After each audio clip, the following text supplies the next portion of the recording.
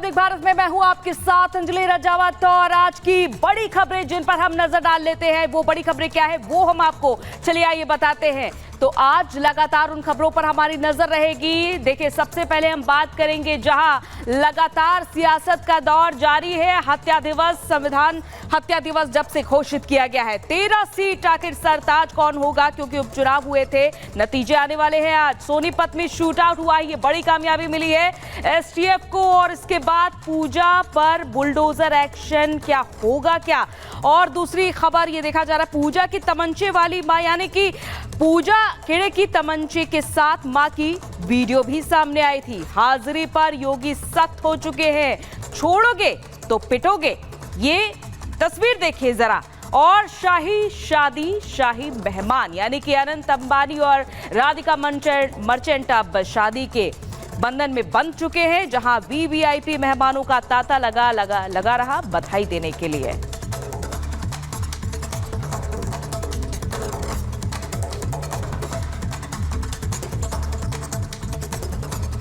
और अब बात करते हैं दिल्ली में जिस तरीके से बर्गर किंग में शूटआउट की खबर सामने आई थी, उसके बाद बड़ी कामयाबी मिली है। पुलिस और एसटीएफ की टीम ने संयुक्त कार्रवाई की, सोनीपत में बदमाशों का एनकाउंटर कर दिया है। एनकाउंटर में 3 बदमाश मारे गए हैं, भाऊ गैंग के 3 शार्प शूटर मारे गए हैं और शूटर आशीष, सन्नी और विकी ढेर कर दिए गए हैं। ये शूटआउट मामले में बड़ी कार्रवाई हुई है, जहां दिल्ली के बर्गर किंग में शूटआउट हुआ था और उसके बाद हरियाणा के सोनीपत में बदमाशों का एनकाउंटर किया जाता है। एनकाउंटर में 3 बदमाश मारे गए हैं और इसमें कि भाऊ गैंग के 3 शार्प शूटर मार दिए गए हैं, जिनके पास से पिस्टल भी बरामद हुई है। ये बड़ी कामयाबी हासिल हुई है।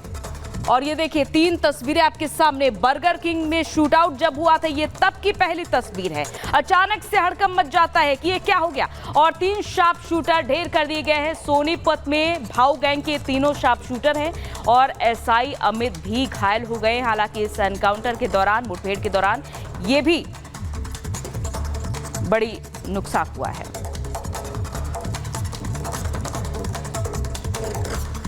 वहीं हरियाणा के सोनीपत में दिल्ली पुलिस की क्राइम ब्रांच टीम और हरियाणा एसटीएफ ने ज्वाइंट ऑपरेशन में 3 बदमाशों को ढेर कर दिया। तीनों शूटर्स गैंगस्टर हिमांशु भाऊ के आदमी बताए जा रहे हैं और इनमें से 2 दिल्ली के बर्गर किंग फायरिंग में भी शामिल थे। रिपोर्ट देखिए।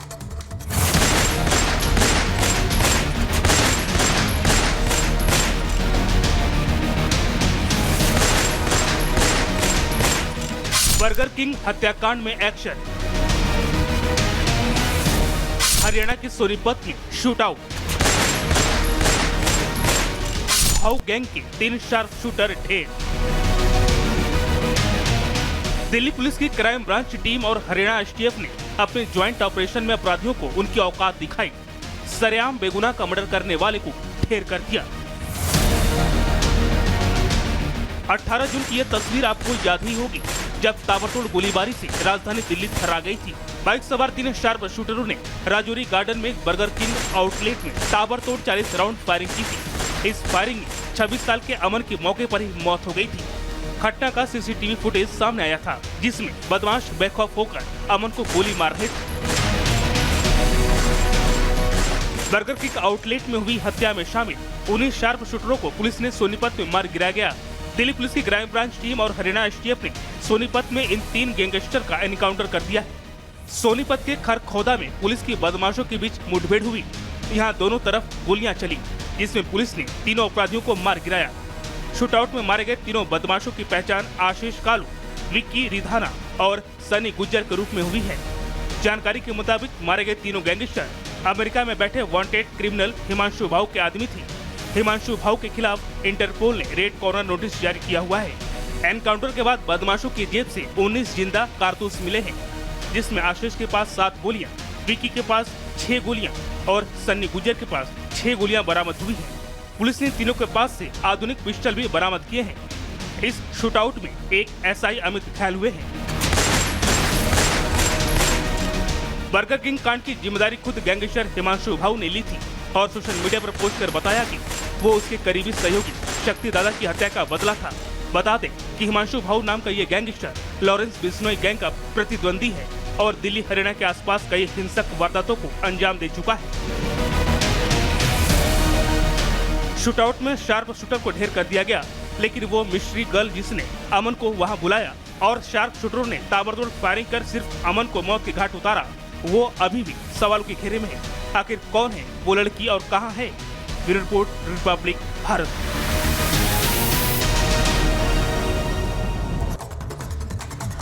और अब बात करते हैं उत्तरी नाइजीरिया से आ रही इस बड़ी खबर की, जहां पर एक स्कूल की इमारत गिर जाने से 22 बच्चों की मौत हो चुकी है।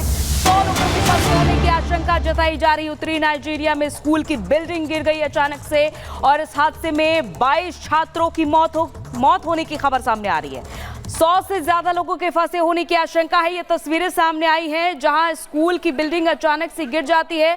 काम अभी भी जारी है, रेस्क्यू ऑपरेशन लगातार जारी है, क्योंकि 100 से ज्यादा लोगों के फंसे होने की जो आशंका है उसके चलते ये रेस्क्यू अभियान चलाया जा रहा है। क्योंकि आप देख सकते हैं कि अचानक से ये स्कूल की इमारत गिर जाना अपने आप में एक दहशत फैलाने वाली खबर है कि किस तरह से उत्तरी नाइजीरिया में छात्रों की मौत भी हो गई है बिल्डिंग गिरने से।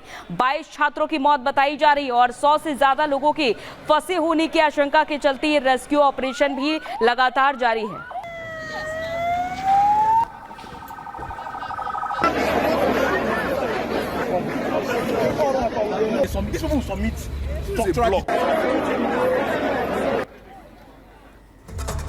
और अब बात करते हैं महाराष्ट्र कैडर के ट्रेनी आईएएस अधिकारी पूजा खेडकर के बारे में, जिनकी मुश्किलें लगातार बढ़ रही है। फर्जी दस्तावेज मामले की जांच के लिए टीम गठित कर दी गई है, जो 2 हफ्तों में रिपोर्ट सौंपी होगी है। और वहीं पुणे पुलिस भी मामले की छानबीन कर रही है। रिपोर्ट में पूरी खबर दिखाते हैं आपको।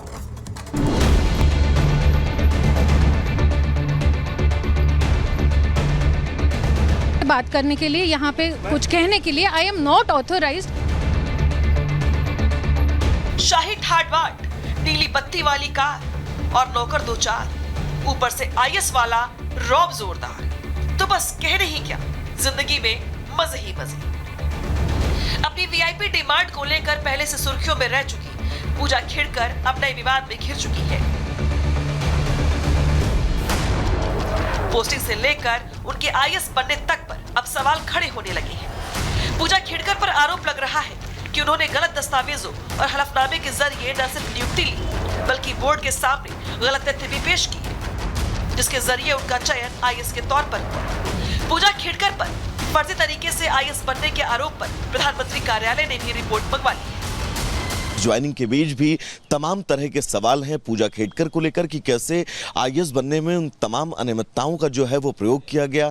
एक तरफ उनकी वो नखरेबाजी जब उन्हें पुणे में पोस्टिंग मिली और कैसे उन्होंने वहां के डीएम को वो तमाम बातें बताई, जिन बातों को लेकर कहीं ना कहीं से वो लगातार निशाने पर रहीं, जिसके बाद आनन फानन में उनका ट्रांसफर वाशिम में कलेक्ट्रेट में कर दिया गया है। उधर पूजा खेडकर पर लगे आरोपों की जांच के लिए कमेटी गठित कर दी गई है, जो आईएएस अधिकारी पर लग रहे सभी आरोपों की जांच कर रही है और 2 हफ्ते में रिपोर्ट सौंपेगी। जांच में अगर पूजा दोषी पाई गई तो उन्हें पद से बर्खास्त भी किया जा सकता है। पूजा खेडकर मामले में जांच समिति का गठन कर दिया गया है, जो उन तमाम अनियमितताओं को लेकर जांच करेगी जिनकी शिकायतें आईएएस पूजा को लेकर कहीं ना कहीं से लगातार उठ रही हैं। 2 हफ्ते बाद जांच समिति ये रिपोर्ट सौंपेगी, उसके बाद ही साफ हो पाएगा कि आखिर पूजा खेडकर का बतौर आईएएस भविष्य क्या होगा। नखरेबाज मैडम जांच एजेंसियों की रडार पर है, लेकिन मैडम के तेवर कम नहीं हुए हैं। विवाद को लेकर सवाल पूछा गया तो मैडम साहिबा सरकारी नियम का हवाला दे रही है, लेकिन सरकारी नौकरी के दौरान क्या क्या नहीं कर सकते उसके उलट बराबर वही चीज कर रही थी। हालांकि वो जांच में सहयोग करने की बात भी कह रही है। जो भी मेरा सबमिशन होगा इसके बारे में I will give it to the committee, the authorised committee of the government. I will give it to the committee and I will answer them and जो भी होगा मैं कमिटी को सबमिट करूंगी। बट अभी मैं आपसे बात करने के लिए, यहाँ पे कुछ कहने के लिए आई एम नॉट ऑथोराइज्ड। ये पहला मौका नहीं है जब पूजा पर सवाल उठ रहे हो। इससे पहले पोस्टिंग को लेकर भी वो सुर्खियों में थी। पूजा पर ट्रेनिंग के दौरान नखरे दिखाने का आरोप लगा था। पुणे पोस्टिंग के दौरान वीआईपी नंबर, चैम्बर और घर मांगा था। विवाद बढ़ने पर पुणे से वाशिम ट्रांसफर कर दिया गया, लेकिन इनके तेवर नहीं बदले। तेच सांगते, मी आता ऑथोराइज नाही आहे तुम्हाला काही सांगण्यासाठी, because government rules do not allow me to speak anything on this matter. आज मी ऑफिशियली जॉईन झाले आहे वाशिमला अँड मी इकडे वर्क करायला इकडे काम करायला मी अभिलाषी आहे. इतना ही नहीं, ट्रेनी आईएएस पर यह भी आरोप है कि उन्होंने खुद को ओबीसी नॉन क्रीमी लेयर का कैंडिडेट बताया, जबकि हाल में ही हुए लोकसभा चुनाव में पूजा खेड़कर के पिता ने जो हलफनामा भरा है उसमें उन्होंने उनके पास 40 करोड़ की संपत्ति होने का दावा किया है. ऐसे में सवाल उठता है कि वो नॉन क्रीमी लेयर में कैसे आ सकती है, क्योंकि नॉन ओबीसी क्रीमी लेयर का लाभ उन्हीं लोगों को मिलता है जिनके माता पिता की सालाना आय 8 लाख या उससे कम, यानी बड़ा खेला हुआ है. इतना ही नहीं, मेडिकल सर्टिफिकेट में भी घालमेल की बू आ रही है. पूजा खेड़कर अफसर पिता की संतान है. पिता दिलीप खेड़कर सिविल सर्वेंट रहे, प्रदूषण विभाग के आयुक्त के रूप में काम किया, तो बेटी को बचपन से ही वही ठाट बाट पसंद आने लगी. दरअसल नखरेबाज ट्रेनिंग आईएएस पूजा खेड़कर के रवीश परिवार के पास 40 करोड़ के करीब संपत्ति है, 110 एकड़ कृषि भूमि, 22 करोड़ के फ्लैट्स, 8 करोड़ की कमर्शियल दुकानें, 2 करोड़ की गैर कृषि भूमि, 87 लाख की ज्वेलरी, 17 लाख की सोने की घड़ी के साथ साथ 2 प्राइवेट कंपनियां और एक ऑटोमोबाइल फर्म के साथ 4 लग्जरी कार. जो लहजा बेटी का है वही तेवर मां की भी है. बेटी को चाहिए वीवीआईपी ट्रीटमेंट, नीली बत्ती वाली कार, तो मां उससे भी 2 कदम आगे है.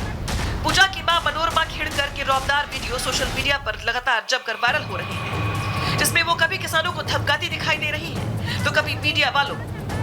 किसानों ने विरोध किया तो हाथ में गन लेकर किसानों को धमका दी. अब पुलिस इस मामले की भी जांच कर रही है. कुल मिलाकर पूजा खेड़कर और उनका परिवार जांच के घेरे में है. जांच में हर रोज नए नए खुलासे हो रहे हैं. अगर पूजा खेड़कर दोषी पाई जाती है तो उन पर बड़ा एक्शन हो सकता है, उन्हें बर्खास्त भी किया जा सकता है. Bureau report, Republic Bharat.